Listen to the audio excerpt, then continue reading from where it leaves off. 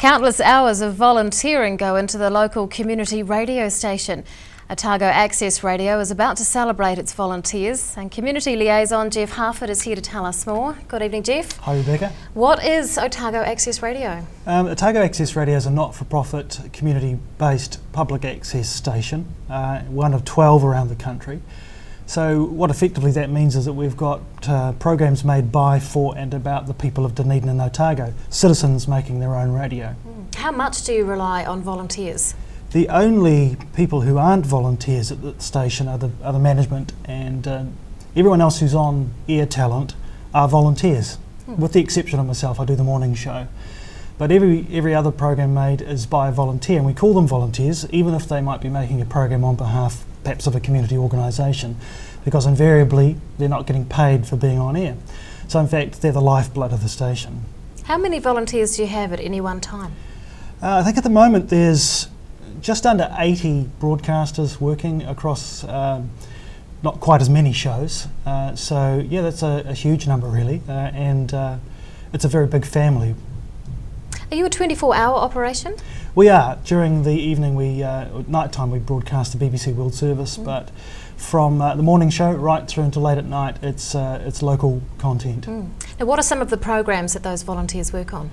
Oh look, there's a whole range. As you can imagine, there's quite a few music buffs making shows, but there are community organisations making shows, everything from, say, Asthma Otago talking about breathing difficulties, to MS Otago making a program.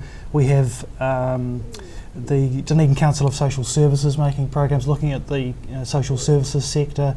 We have people making political shows, we have people making environmental shows and sustainability shows. It's a very broad base of programming. How does the radio work benefit the volunteers?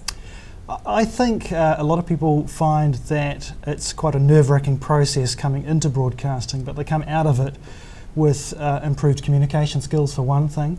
I think also it does a lot for the organisations they are representing if they are doing that as well. It's the voice of the community, it's their opportunity to have their say, so it's a good way of them, organisations who wouldn't otherwise have public outreach in the mainstream media, having their voices out there.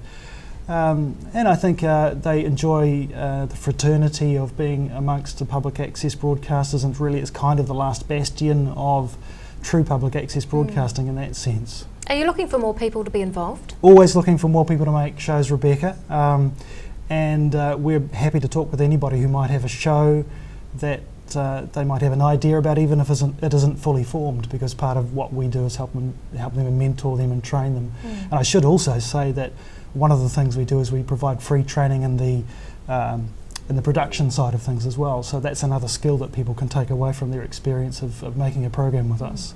Now, you mentioned earlier that the only paid positions are those of management, so how is that funded? Our largest funder is New Zealand On Air, and they provide around about 60% of our funding contingent on us producing a certain type of content, and that is with the programming for people in our community who aren't otherwise represented on the airwaves. So we have been doing well and meeting their targets in that regard. Other than that, we're like other not-for-profits. We apply for grants and we get generous support right through the year from those. And there is a small charge for airtime for the broadcasters, which is subsidised by that support that we get from our major funders. And you've got an awards ceremony coming up for those volunteers. We do. Every 2 years we get together and do that. Our Air Awards will be held at Burns Hall at First Church on the 7th of November.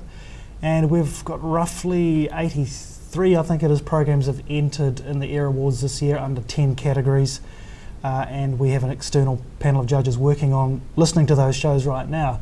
It's about celebrating their achievements, and there will be winners on the night, but more than anything else, it's actually about just getting together and celebrating the great work they do and sharing it with the community, who are also welcome to attend on the night. Otago Access Radio Community Liaison Jeff Harford, thanks very much for your time. Thank you.